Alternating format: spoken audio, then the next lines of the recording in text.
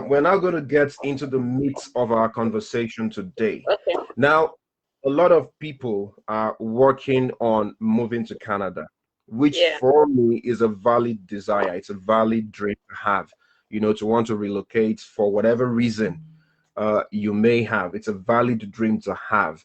And for someone who lives in Canada, I'm all about supporting, you know, and giving all the information and resource and support that people need to make their relocation dreams come true. Now, there's a lot of people here who have expectations. They want to move.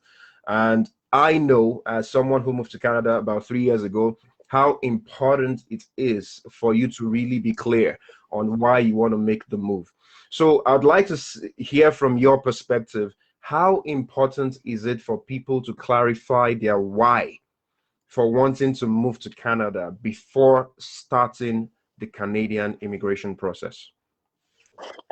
It's very, very important because the whole Canada relocation thing is a very long and it's long, it's expensive, and it could be overwhelming, and you would definitely face challenges. So you need to be motivated, or you need to understand why you want to move yourself, regardless of what other people tell you. Because aside processing the whole application thingy, there would also be waiting period. There will be times where you would have to consciously wait. And aside that, when you come to Canada, things or dollar or money will not just fall on your laps, because it's a whole new terrain coming to Canada. This culture is different. I tell people that Canada has a way of everything. Canada, there's the Canadian way of speaking, Canadian way of even looking, of greeting, of talking, of sitting, of everything you want to do. Entering the labor market too in Canada is totally different from how it is in Nigeria. Even your resume, the way we write resumes in Nigeria is different from the way it's done here. And so many changes that you would have to do and begin to trash from Nigeria when you get here. So it's very important that you know why you are coming, because you would definitely face challenges. There will be several things that will try to discourage you or try to make you feel like make you doubt or question your decision to come. So you have to be sure of why you were coming. Why did you leave Nigeria? Why did you leave everything that you had in Nigeria to come to build another life in Nigeria? And then sometimes many people would also have to start all over again. So if you're starting all over again, what is that thing that will motivate you? What is that thing that will make you feel that will make you stay true or stay just motivate you on the journey if you are starting again? And if you have to take a low income job, or you have to do survival jobs, or you have to take a pay cut, or you have to take a lower level job, what is that thing that will just push you through or take you through the whole phase of trying to acclimatize and trying to adjust to the new system? So that is why you have to clarify, why are you coming? For me personally, I had my why, and it really helped me, because I was always like, even if I come here and I did not get the job immediately, I understood why I wanted to come. I understood that there would definitely be challenges, and also because I'd lived in the UK for some time as a student, I knew that there would be several things that I would have to get adjusted to. There will be several things I would have to learn, several new things I would have to learn, because I was not in a hurry to make headway sort of like that. And like I was telling a friend of mine, I told her that she should not be scared if she comes here and then she has to start all over again. Or she comes here and she realizes that it is not things that do not happen as fast, as quick, or as expecting as you really want it to be, because everybody can paint the good stories. It is your own story that matters, and everybody's reality and everybody's settling down period is different. Some people will take 1 year to settle down easily. Some people will take 6 months. Some people will take 5 years. Some people will take 2 years, 3. Everybody's story and reality is different. While you are here, you have to realize that things will not easily come to you. You have to always be the one to search for them. And then also, Canada, like I said, Canada is it's like they're pulling you out of a place and bringing you to a different place. It's so different. The culture is different. The climate is different. The weather is different. So you really need to be self-motivated. You need to be constantly be encouraging yourself. You need to always be happy. You need to be sure that you're coming to live and settle in Nigeria for the right reason. Otherwise, you'll get frustrated though, because the environment is just different. You don't get to see your friends as often as you want to. You cannot get to easily call people as often as you want. Even when you want to do WhatsApp call, the network in Nigeria will make it so frustrating that you'll be doing I cannot. You get so many things that you cannot easily walk to your next door neighbor and say, hello, I came to greet you, I came to rest for some time. You get, everybody's just on your own. I told you that my best friend lives far away in BC, and I've not seen her since 2016 that she came to Canada. And I have another friend in Thunder Bay, and I've not seen her since 2018 when we last saw in Nigeria. You get, so all these things you have to, if you're not somebody that finds it very difficult to stay alone, you cannot stay in one place. You may come to Canada and find that it's so different, and life is really different. And then because you've gone through the phase of the processing phase, you will come to Canada and be like, so is this it? I thought they said when I come here I'll immediately get a job. I thought they said when I come here and Trudeau will start paying me 1,500 monthly or weekly. I thought when they come here I would immediately do this, I'll immediately do that. You'll be like, so is this it? So is it? And then bills will start. You have to start paying bills. You just like, so is this? So you have to be sure and you have to be clear on why you want to come here. One of my reasons why I wanted to come here was intentionally to give my own children second options. If there's nothing else I want to achieve in this life, that was just what I wanted to achieve. Then that was my first reason. And my second reason was I wanted to give myself a better life. I wanted to experience what it is to enjoy life, work in a good place, just enjoy a better quality of life, enjoy life outside of what is obtainable in Nigeria. I always tell people that I was not privileged to work in a very good place in Nigeria, and my salary, the highest salary I ever earned was just above 100,000 naira monthly.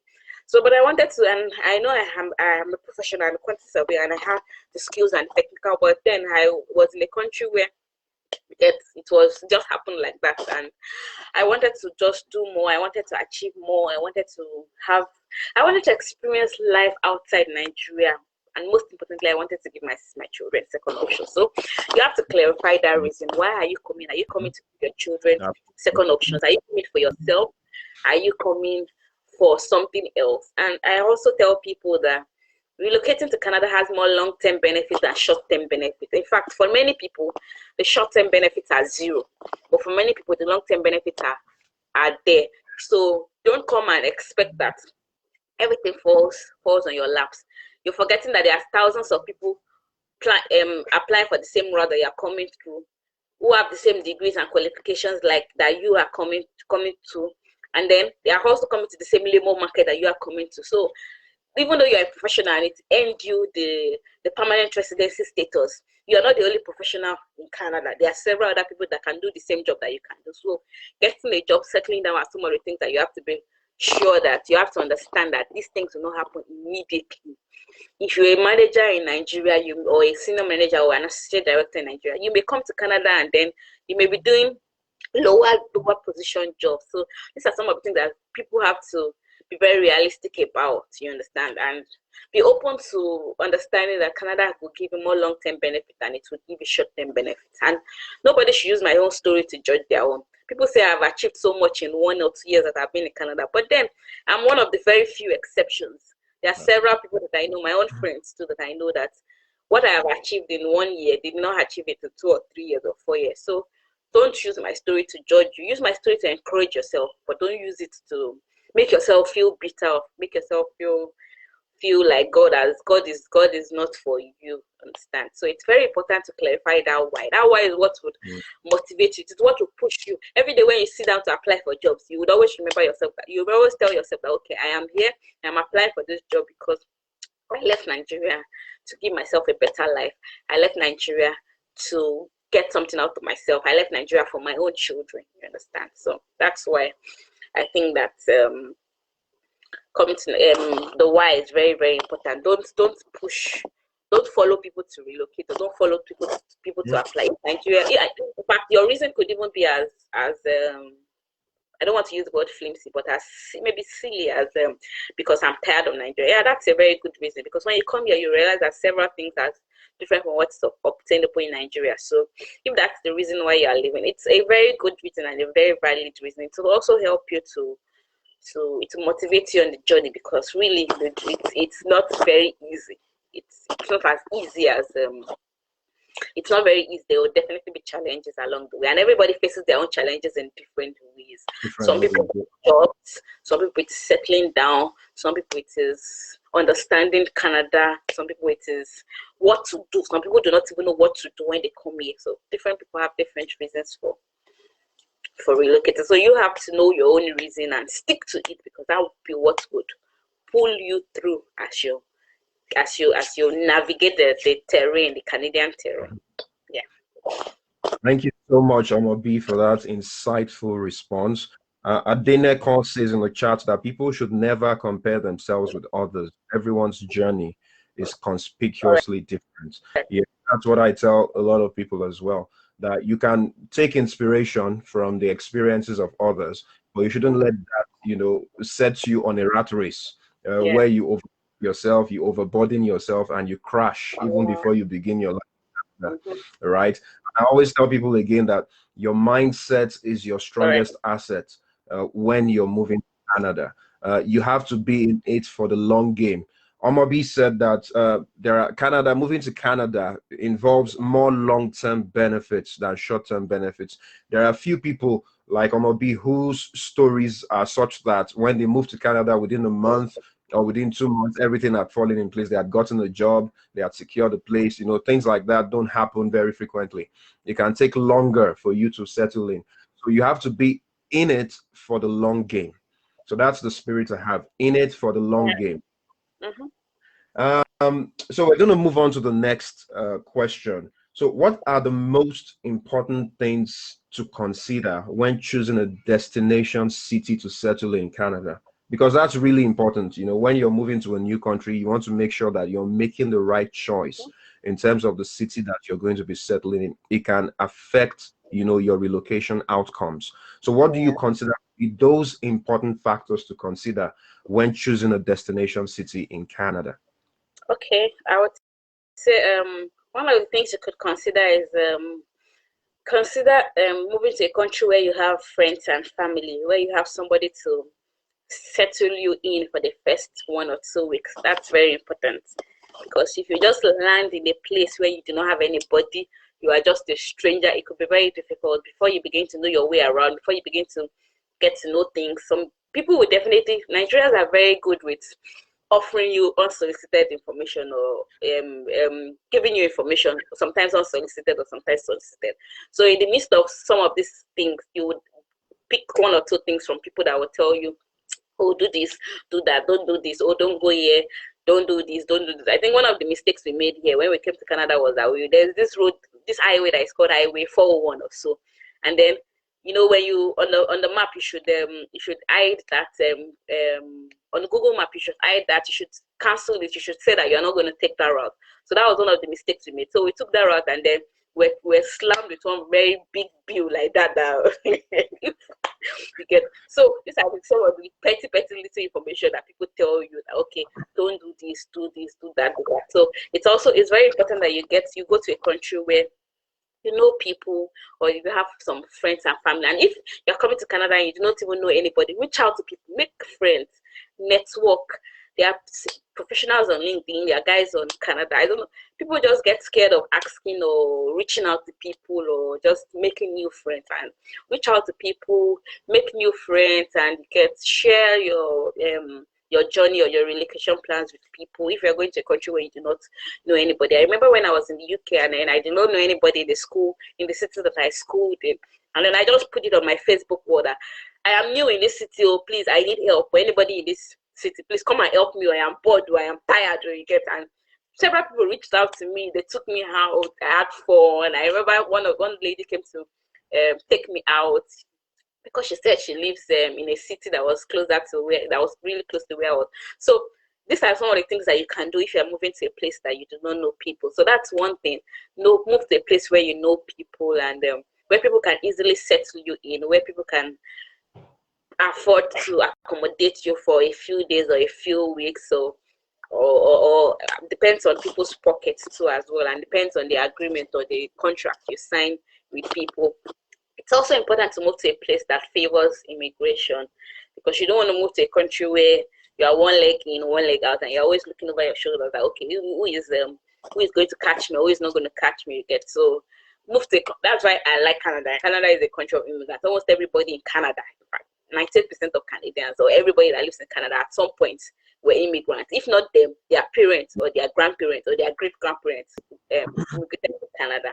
So it's also good to move to a country that sees you as one. There's no discrimination. There's no racism. There's no, these things exist in Canada, but they are really on the minimal. They are really very low. They are not spelled out like that. So that's another thing you have to consider. Then look at also a country that the cost of living, you can afford cost of living for about the first 2 or 3 or 6 months when you land. Canada is really, really expensive. As much as it's a country of immigrants, it's a very expensive country, and that's why the government says that, okay, if you're coming to Canada, have your money with you so that you do not put burden on the system. You understand? So, but for me, the first important thing is to move to a country where you have friends or family, or you just have people that can easily ease off the first few weeks when you land. It makes it very, very easy for you. Yeah. Because when we landed, we moved with my big brother, and we stayed with him for 1 month, and it was quite easy. There were so many things that he told us. In fact, I tell people that it's one of the reasons why I did not settle for many jobs, because his story was so inspiring. He had gotten jobs back to back, and he was changing his jobs like water.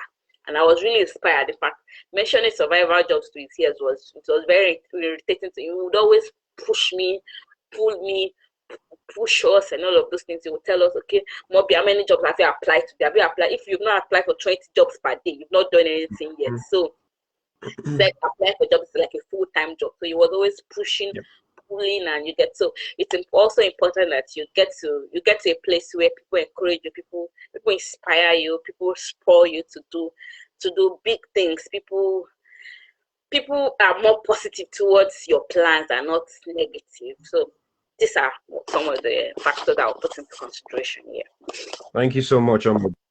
As a recap, it's important when you're moving, you want to consider what social support you have on the ground in the city or country you're moving to.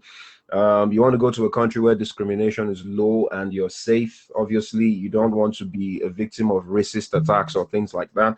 And obviously, you want to be surrounded by optimists, people who will affirm or reaffirm your decision to relocate and give you all the positivity and moral and mental support that you need to thrive in your new country. I'm going to give some shout outs here again. Olumide Adeyemo, thank you so much for joining.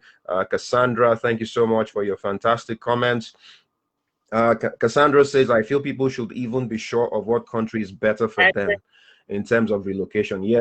Canada isn't for everyone, so you have to be sure of what country is actually appropriate for you, is the right fit for you based on your profession, based on your own expectations. Adetola says, that was quite insightful, Omoby. Thank you. Zainab says, everybody faces their challenges in different ways. That's true. No two experiences are always the same. Amanyi Vivian says, what if you don't have any relation abroad at all, Fa? That's why I said, once you know that you are moving to a new country and you do not have any relation, make contacts, make friends with people.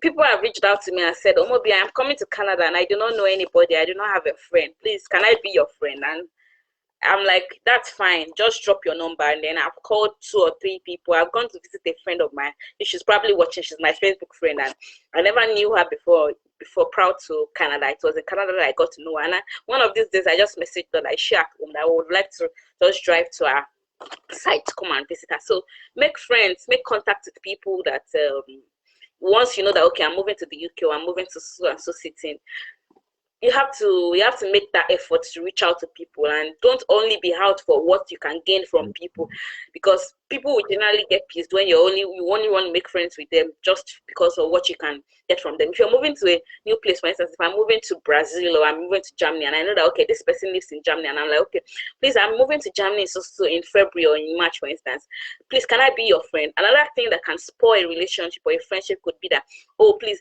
do you need some particular things? Can I bring one or two things from you from Nigeria when I'm coming? You understand? Don't only be out to get, don't only be out for what you can get, but also be out for what you can also give to people. You understand? So these are the ways you can make for friendships from if you do not have relations abroad.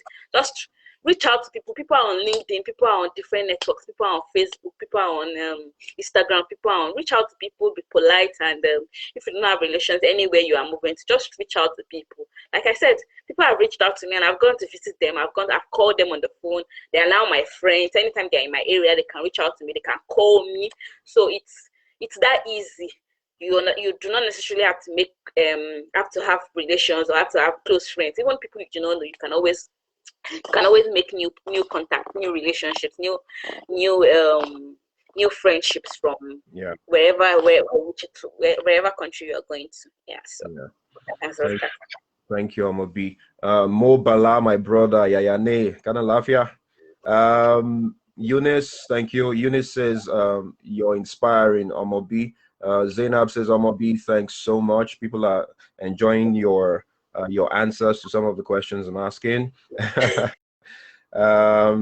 Yeah, so Mo Bala, my brother, we went to school together in Kano many years ago. Mo says, Bams, as a person that moved to... Sorry? What did you say? Can you speak Hausa? What did you... Yeah, in a Hausa. Hey, wow,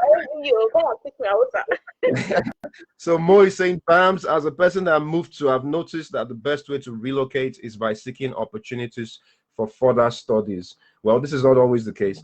Please, do you have links for students seeking educational opportunities in Canada? I'm trying to start looking for my nephew. He's looking for educational opportunities for his nephew and niece in Canada.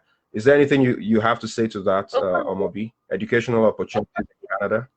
Come again. Sorry, did you get... Okay, so my friend here is asking, do you have links for students seeking educational opportunities in Canada? That's his question. Educational opportunities? No, I do not. Yeah. That's yeah, I'm going to get those across to you later after the session, so not to worry. Funke Osa Brown, thank you so much. The luxury reporter, thank you for saying kudos. Thank you so much. Yeah, and Adenekon, absolutely correct, valid point. So people are feeling you, Omoby. Thank you so much for for doing this. Thank you, we're grateful.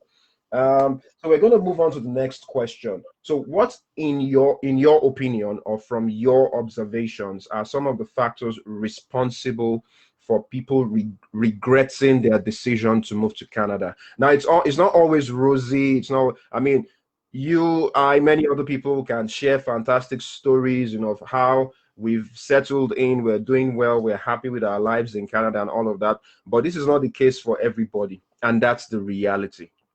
So what are some of those factors you have observed that are responsible for people regretting the decision to move to Canada? I think the one factor could be over people not managing their expectations well for Canada, because Nigeria is so bad that people just want to leave and just move anywhere, provided it is outside Nigeria. But then it is good, and it's really a good reason to leave Nigeria. But then manage expectations, because no country is 100%, or no system is 100% perfect.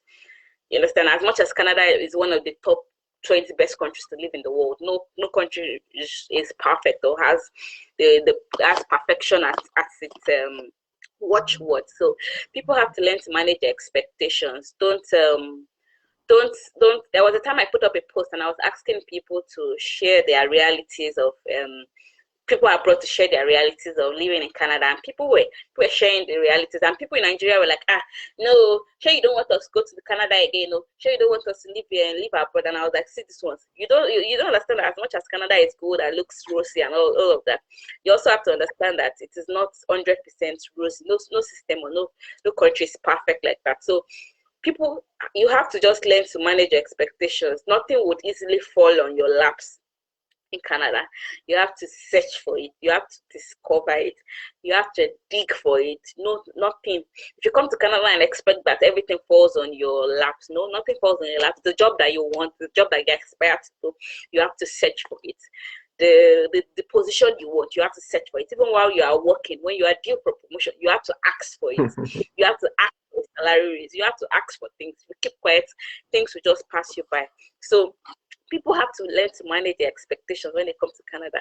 If you do not manage your expectations, or you just feel that, oh, when I come to Canada, I will just hammer, I will just buy house, I will just buy car, I will just start snapping pictures. All those things are good, they are great, but then you also have to remember that you are going to be paying bills, and your bills will be thousands of dollars per month. By the time you pay your car bills, your insurance bills, your house bills, your rent, and all of that, your phone bill, all of that, it costs so much. So for me, I think that's the major factor, that people have to learn to manage their expectations. Because when you come here, you don't want to be hit with the hard.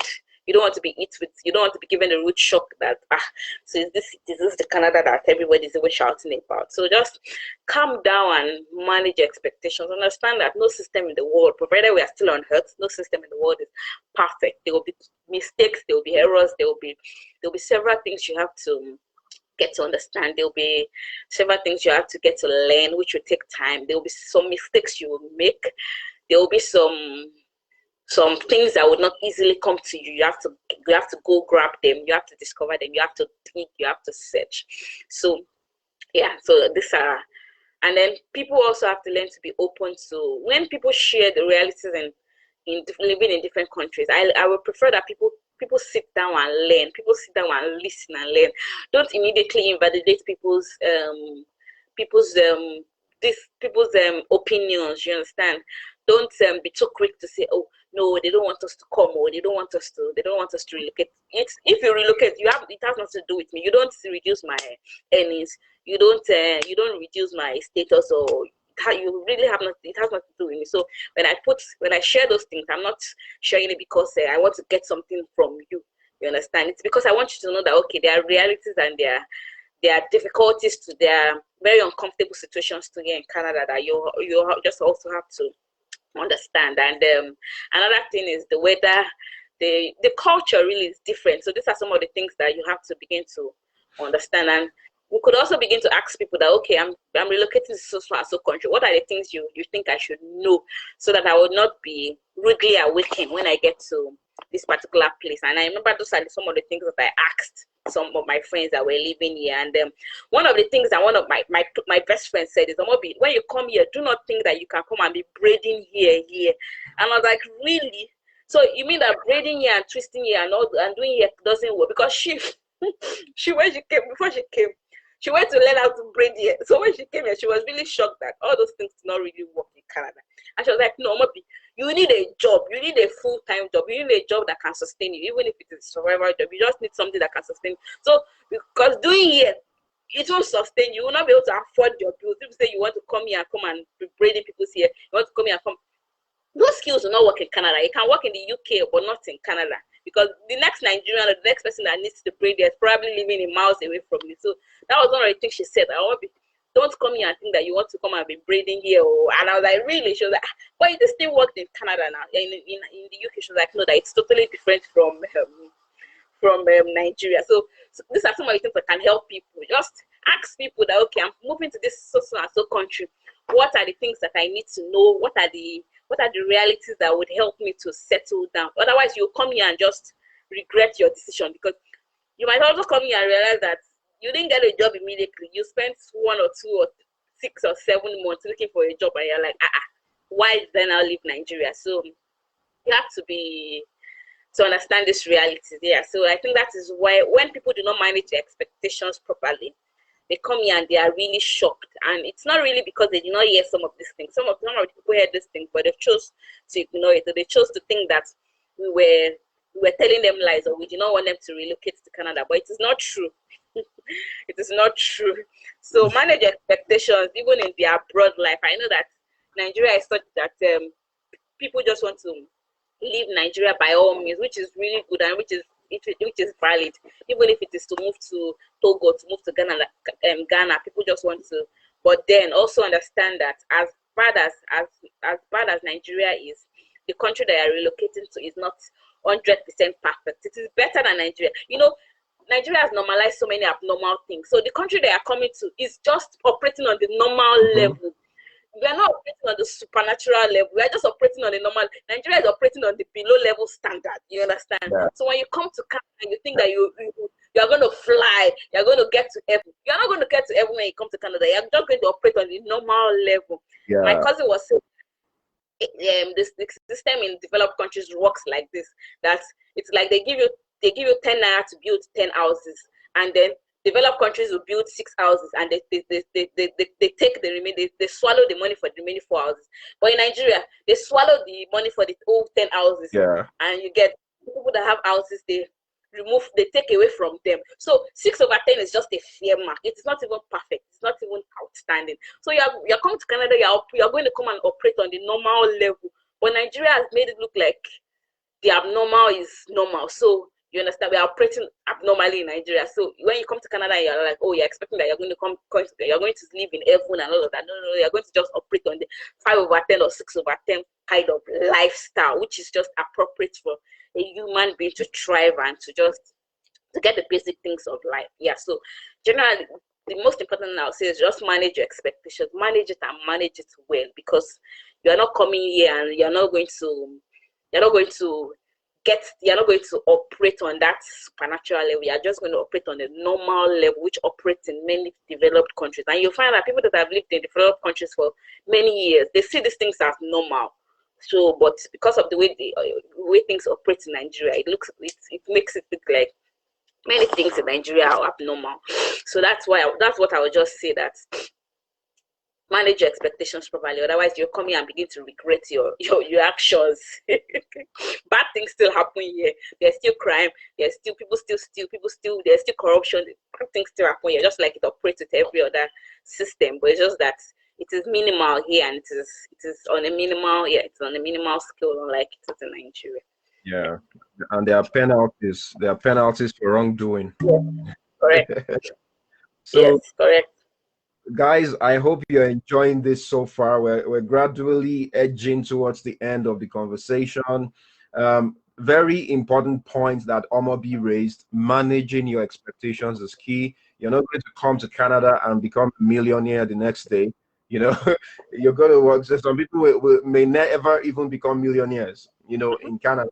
So you're going to have to be realistic, practical in your expectations, and be willing to do the work, you know, to succeed.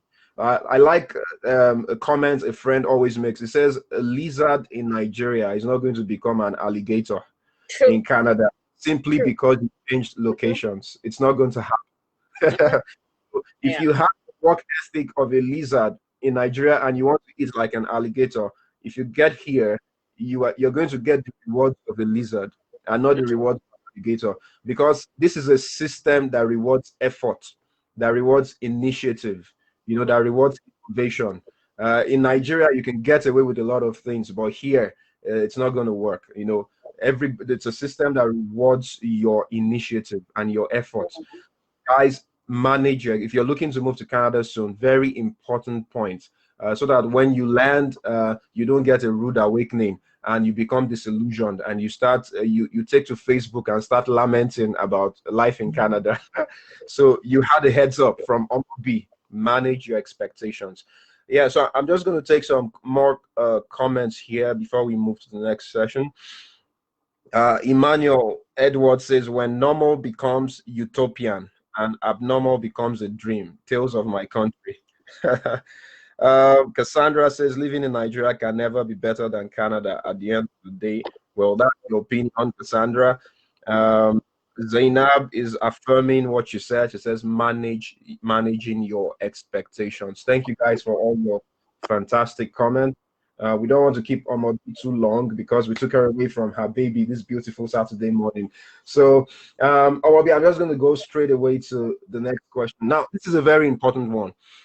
We have a lot of, couples, young couples, some who have been married for some time. They have, kids, married with children. They are we have a lot of them moving to Canada, and some in the process of moving to Canada. Now, in the past year, I have had conversations with a couple of friends who say they've lost count, of the number of Nigerian couples in their social circle who have either divorced or separated, since moving to Canada. And that's worrying. It says over the past couple of years that they've lost count of the number of Nigerian couples who have divorced or separated. The pressures of their move, strained their relationships beyond repair. Now, is this something you've also observed? And what would be your advice to young couples who are moving to Canada in the near future? No, it's not something I've really observed because among my friends, everybody's still doing fine in their own homes and in their own marriages. But, well, from friends or from stories I have heard outside my close circle, yeah, it's what I have heard really. But I think that because the system is really different and what is obtainable here is different from what is obtainable in Nigeria, and many people have not learned to trash out the Nigerian the bad parts of Nigerian culture and many other things that demean us as human beings, you understand? So coming to Canada, several people will be faced with a culture shock because you'll probably come to Canada and realize that me who doesn't used to do house chores, or me as a man who doesn't used to get involved with baby care or child care like that, and I have to start doing all those things, and then you realize that, okay, what is the alternative? The alternative is for me to pay for a nanny, and by the time you calculate how much a nanny will collect, all your salary is already gone, and then it's so difficult for you to adjust to that lifestyle of, okay, being domesticated in your own home. So, and then it can cause friction in the home because you'll find it very difficult to help around the house. You fail to understand that, okay, two people are now partners in the home, or two people are now equal in the home, and so you have to put in equal efforts. Two people are bringing in money and all of that. So these are some of the damaging cultural norms that are obtainable in Nigeria, which doesn't operate here. So I think, and then I think that some of these things tends towards men per se, because of men's natural ego. You come here and realize that, okay, the grad that you used to do in Nigeria that supports all your grad supports your things like that nobody sees all of that here. Everybody is on an equal scale. You understand? The things that were obtainable in Nigeria are not obtainable here anymore, and some of the narratives, or some of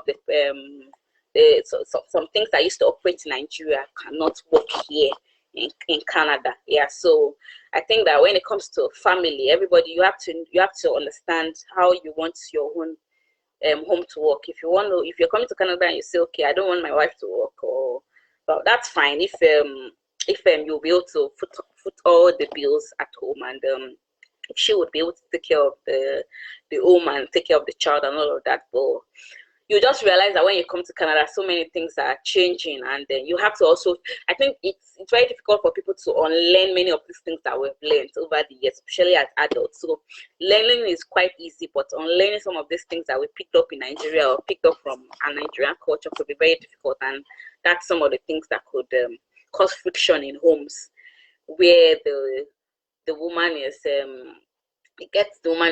finding it difficult to understand why the man cannot help in the house. The man is also finding it difficult why he has to help in the house, or why he has to be domesticated in the house and all of that. So it's a whole new terrain, or a whole new environment.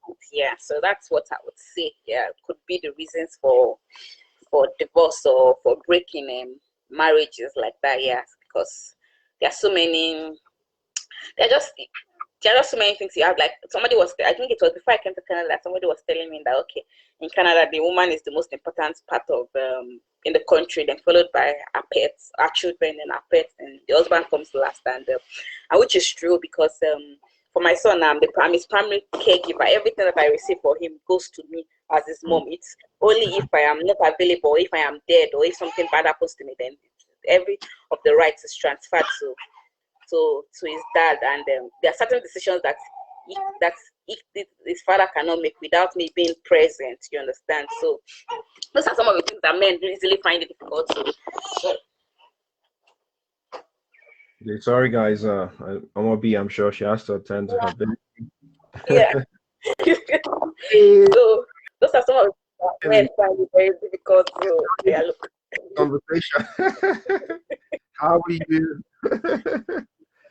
So those are some of the things that men find it very difficult to understand, or find it very difficult to adjust to, or to understand. Yeah. So, and it could really cause friction. But if a man who is given to being liberal and just understanding that okay, it's a different terrain, and what is obtainable in Nigeria no longer operates here, it will be very easy for you to cope. And that's why I always advise people that if you're coming to Canada, start trashing some of the things that you thought existed, or you thought were okay in Nigeria, and understand what's obtainable here in Canada, so that you don't come to Canada and be shocked at how life is totally different and how the culture is totally different from here. Yeah. Thank you so much, Omoby. Those are very valid points you make. You know, a lot of men actually come to Canada and realize, you know, so back home, a lot of people have drivers, they have maids, you know, domestic help, they have security guards, you know, and all of those. But then they come here and they realize that all of those things they have to do. Obviously, you can't leave all of that to your wife. So obviously, you do have to contribute a fair share, you know, to the chores, to all of the activities that go on at home, the domestic chores. You have to definitely contribute. And some men, because of the way they were raised, because of the way they've lived all their lives before coming to Canada, they just find it difficult making the adjustments. You know, and sometimes it gets to the wives as well, and then the wives blow over, you know, because at the point the pressure becomes too much and it weighs down on the wife's shoulders. And it's, you know, once you get pushed to the wall at some point, you know, you can't handle it anymore and you just blow over and it becomes a real issue. You know, so guys, it's very important when you're moving to Canada as a couple, know that you're in it together. You're working as a team. There are things you weren't doing back home that you will have to do, you know, when you move here. Adeneko says, your belt should be bountifully tightened. I like that. When coming abroad, to sustain or better your life, have it in mind that you're on your own. Don't rely on anyone when you come. Rely on God, mingle with positive people, and be ready for the pain. Yeah, because sometimes, there'll be pain, before the gain. So if you can dream it, you can do it. Thank you so much for that fantastic comment, Adeneko. Funke says, like Omoby said, the system abroad is the normal one, while the one we have in Nigeria is abnormal and not balanced. In a lot of ways, I cannot disagree with you, Funke. Sources says, this is really enlightening. Thank you so much, sir and ma. Adeneko says, I am presently doing house chores and helping my wife as I'm watching this encouraging video. People should forsake their ego when coming abroad. Ego sabotages marriages abroad very easily. That's very true, Adeneko. Thank you so much. Yeah, so people are showing some love to your baby. Temitope says, cute baby. Sosa says, fine baby. So they're really digging him right now. Yeah, so this is like like a similar question. You know, some weeks back, I was talking to a single lady in Nigeria, you know, who's moving to Canada later this year. Yeah. And she expressed concern that she has heard that it was better to come, it's better generally to come to Canada married than to come as a single lady, because it becomes even harder to find love once you land. Now, this is what she said she has heard from a lot of people. Now, it can get lonely fast and depressing, and you have no one to share those emotions with. You know, imagine coming here, you're trying to find a job, you can't get a job for the first 4 months, first 6 months, you're all by yourself, you have to do a survival job, you know, it can get really bad real fast. So is this something you have had people talk to you about? And if so, what advice do you normally give singles, unhitched singles now, not even singles in relationships, unhitched singles who are moving to Canada? Okay. I've not really heard that, but I can agree and I can disagree with it. I can agree because Canada could be very boring or very lonely if you're not living in close proximity with friends and family.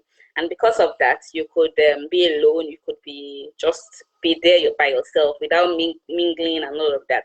But then why I would disagree is because I have a single friend, and then I've told her once or twice before that I really like the way she's exploring and just trying to catch her own phone. And so I would say that if you're coming to Canada single, and be intentional about meeting people, reaching out to people, and don't only stay in one place and just do nothing. You get reach out to people, be friendly, join WhatsApp or Telegram or Facebook groups where Nigerians exist, or then also reach out to other nationalities too as well. You understand? Because by default the system is encouraged, it's given to cause you to be alone and all of that if you do not have friends or if you're single and all of that. Yeah, but you can also come here and choose that your own case will be different, that you will be intentional about meeting people, about reaching out to people, and I think one thing I do not like in Canada is the way people do not reach out to each other.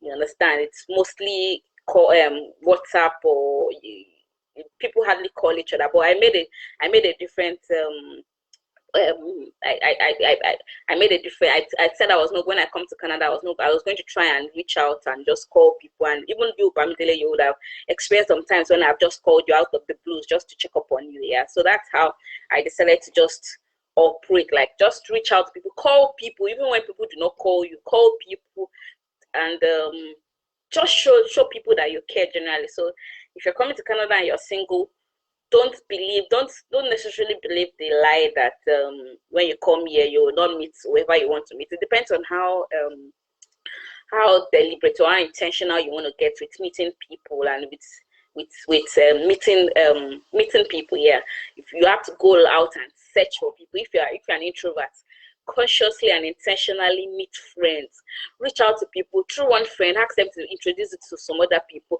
ask people for the events that they go to, the online programs that they do, their friends. Just be friendly and if you're intentional about anything you want to achieve in this life, you will definitely get to achieve it. So I would not say that you should necessarily come to Canada and be married because you think that you will not find a husband. Fine. If marriage works for you before you come to Canada, that's great. But if marriage doesn't work for you, don't because of coming to Canada, and Canada is quite lonely, which is true. You now say you want to find husband by force before you come to Canada. No. But when you do come to Canada, just be very, very intentional about meeting people, being friends to people. If you're coming to Canada and then you need a friend, just send me a message. If I ask for your address and it is something within where I can easily drive to, or I can always come and check you. So these are the ways you can intentionally. Then don't only be comfortable with making female friends if you're a female. Be also stretch out and reach out to guys too. You understand? In your workplace, be friendly. Ask people. When things are organized out of work environment, ensure that you engage in it, you participate in it. You get, many of us are very, when it comes to outside work activities, we don't often engage in those kind of things. You understand? I think maybe because of the way we are, because of where we're coming from. So these are some of the little things that you can do to ensure that your own situation, or you will not get as lonely as it is. Because of the truth here, Canada can really be lonely because everybody is always on their own. So you have to consciously reach out to people and ensure that it is you that knows that you are looking for husband or you are looking for wife. So be intentional, go out and make friends, meet people. People are everywhere. Meet people, be friendly, be a friend first before you reach out to anybody for friendship. Yeah. Thank you so much, Omoby. Those are gems. Those are gems. Enimwa just dropped a very important comment in addition to everything Omoby says. She says, marriage is a big deal and a great social investment. If you're single and you have no one, don't rush and get married before moving here. Come over and explore and build your life first. Yeah. Everyone's destiny and case is Yeah. different. Very valid, quite valid anymore. Thank you so much for that insightful comment. Also, we're going to move on fast. What are your thoughts on survival jobs in Canada? Now, obviously, a lot of people have to do it, you know. Some people are like, you never had to do one. Some people are like you, for example, Omoby, never had to do one before finding gainful employment in your field. Or many others had to. So what, in your opinion, is the right disposition for immigrants to have towards survival jobs in Canada? Okay, I do not have anything against survival jobs, because survival jobs actually bridge the gap between where you want to, between coming to Canada and when you finally get what you want to do. You understand? But I would just say that while you are doing your survival job, ensure that you have a plan. Some people just come to Canada without a plan.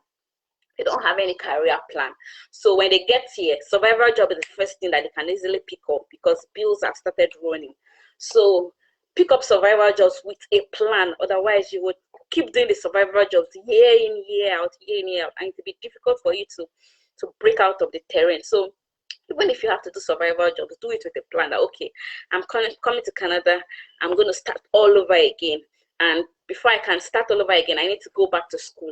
I need to pick up these jobs because I need to pay my bills. Okay, I'm doing survival jobs for this period of time to save money for something, to do because I'm studying. You understand? Don't pick up survival jobs because without a plan. If you pick up survival jobs without a plan, you'll probably be doing the jobs for a very, very long time until luck or favor comes your way. So in summary, I do not have anything against survival jobs. I would just say that when you come to Canada, have a plan of what you want to do. Are you going back to school? Are you studying? Are you changing your career? Are you switching to? Are you doing the same thing you were doing in Nigeria? Are you? Have a plan of what you want to do, and it becomes easy because even when you have to pick up a survival job, you are picking it up with a, or are you going back to, are you working on your license, and to get your license to work in your profession? I have a friend who is doing a survival job, and she's doing it for a period of 8 months. She's going to stop in March, because her exams would have been completed, and she would be able to pay for exams and write the exams. And from there, she gets a good job, and hopefully she gets a good job, and then she's able to quit the job. So it's very important that while you are doing the somebody said I should bring him. Yes, I wish I can bring him. Cass is saying you should bring him so she can help you. Dara Sili is getting a lot of love. Yeah. So it's important that while you are picking the survival job, you know why you are doing the job, and so that you are not doing the job forever for the rest of, or for a very, very long time. You understand? Yeah, so there's really nothing I have against. I don't have anything against survival jobs. Yeah, survival jobs are very good. The money that comes that comes to you, that comes to you from survival jobs are really, it's good money that can help you settle your bills or pay one or two things. But just do the job with a plan. Do the job, and so that you don't stay on the job forever, or for a long period of time, and then it's at the end of the day when you want to break even, it's so difficult for you to break out of that area. Yeah, so that's what I'll say about survival jobs. Very important points, guys. If you come here and you find out you have to, there will be situations where you do have to do a survival job, but you want to do it with a plan, with a strategy, with an exit strategy. Yeah. You know, very important. So you don't get stuck and you stay in it forever. And you end up frustrated, you know, so it's very important. So I'm sure you see this a lot, Omoby, where people in Nigeria say they don't know why Nigerians are running away from Nigeria to Canada or to any other country in the world, because Canada, they would usually say, oh, you know, Canada is the rave of the moment. So they'll say, oh, Canada also has poor, homeless, and unemployed people. So why are you running there? You know, there's a lot of things in Canada that's just like Nigeria. So I'm wondering what your reaction is always like, you know, when you see comments like that. Why are we running to Canada? I see them as bad belly people. I see them as people that should not be taken seriously. I don't even listen to them, because I always tell people that I will not live your life for you, and you will not live my own life for me. You understand? So my choices are mine to bear.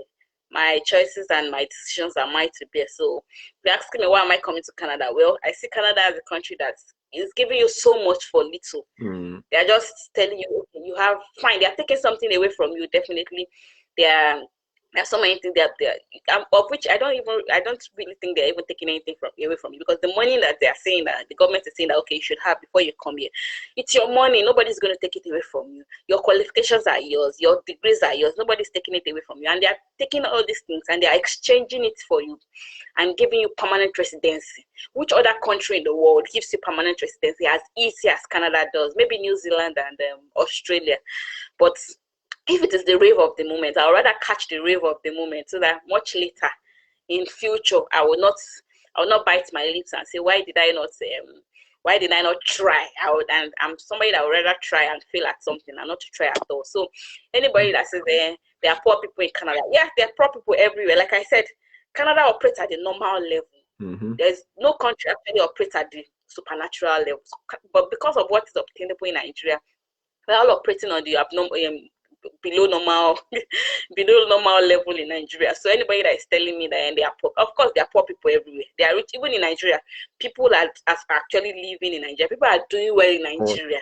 That's one of the things I keep realize, that Nigeria is working for some people. As bad as Nigeria is still working for some people. But Nigeria was not working for me, and I decided to leave Nigeria and go to a country where I can strive, go to a country where I can excel, go to a country where I can give my children better opportunities in life.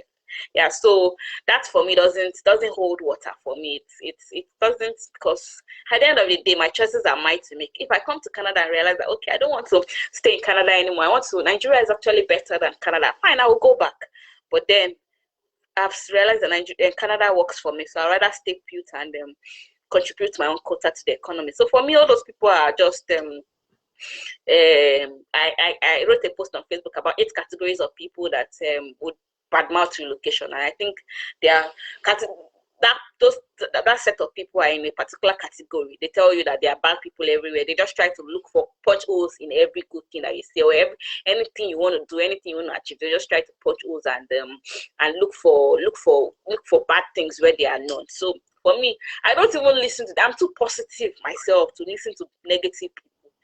So a friend of mine was telling me that you are just so positive. Anything I tell you, anything I say I want to do, you always say I can do it. I say yes, I would rather tell you to try and fail than tell you not to try at all. So I'm too positive for people like that. I don't even listen to them, because it's none of my business. You have nothing to do with me. I have nothing to do with you. If you want to stay in Nigeria, good for you. If you don't want to stay in Nigeria, good for you. So everybody would bear the consequences and the choices that they make in life.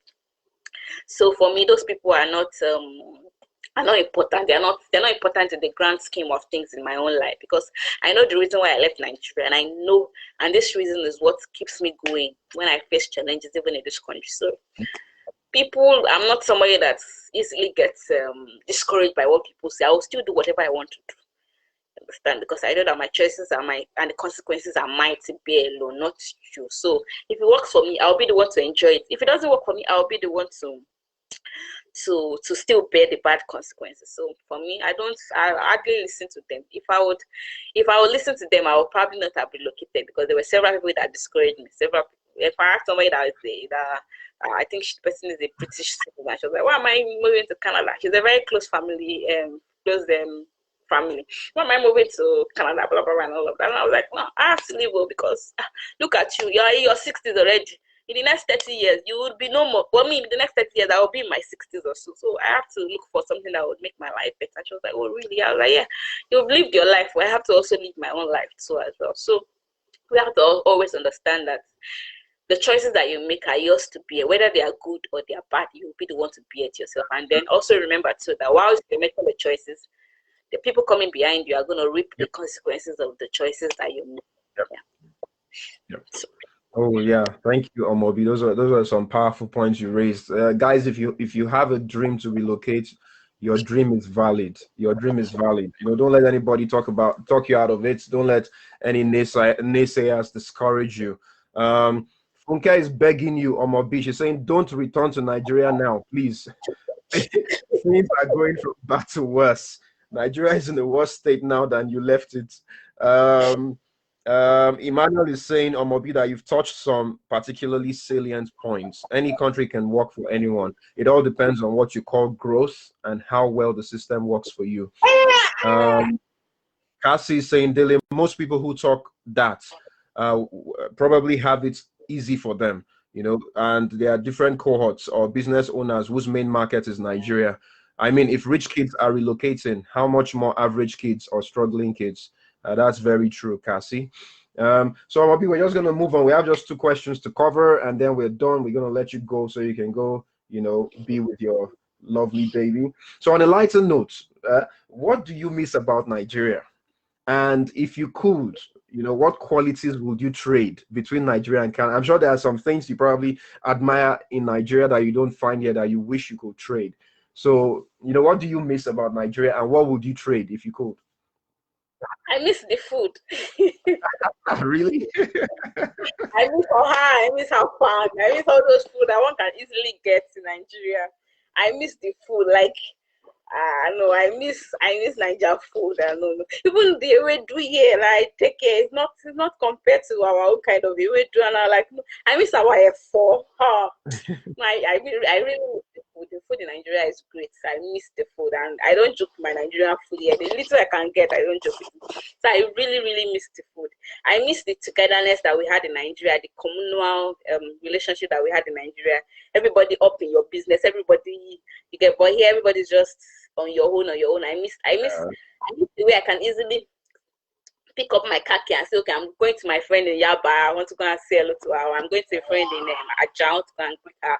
I'm going to go and visit somebody in Mako or anywhere. But here it's so difficult. My 2 best friends in Canada, I've not seen them since I came to Canada, and we've not even seen each other. That's because they stay so far away from me here in Canada. So I miss that. I think it's the landmass that makes places in Nigeria very close. Yeah, unlike Canada where it's so fast. So I miss the food. Yeah, the food is no. I miss the food. I miss the food.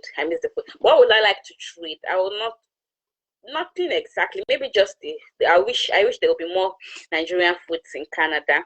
And then the communal law that we all share in Canada, the support that you can easily get, especially childcare support in Nigeria. Yeah, I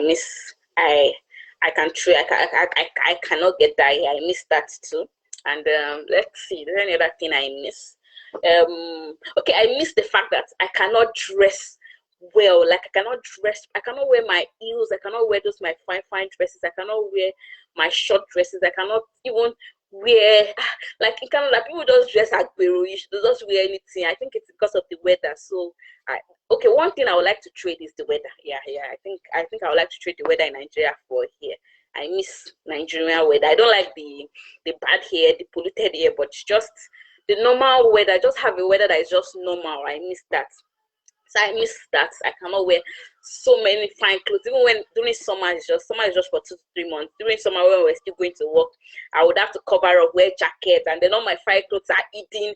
And I'm like, in Nigeria, I can explore and wear all these fine clothes, but here in Nigeria, I cannot wear all my fine clothes and all of that. Yeah, so I miss that. And yeah, so but then it's what it is. It is what you have to give up for what you have to gain too as well. So I don't exactly mind like that. I don't really mind, because I know that if I would have to say, okay, where do I prefer to live, I would definitely not choose to live in Nigeria. I would definitely choose to live here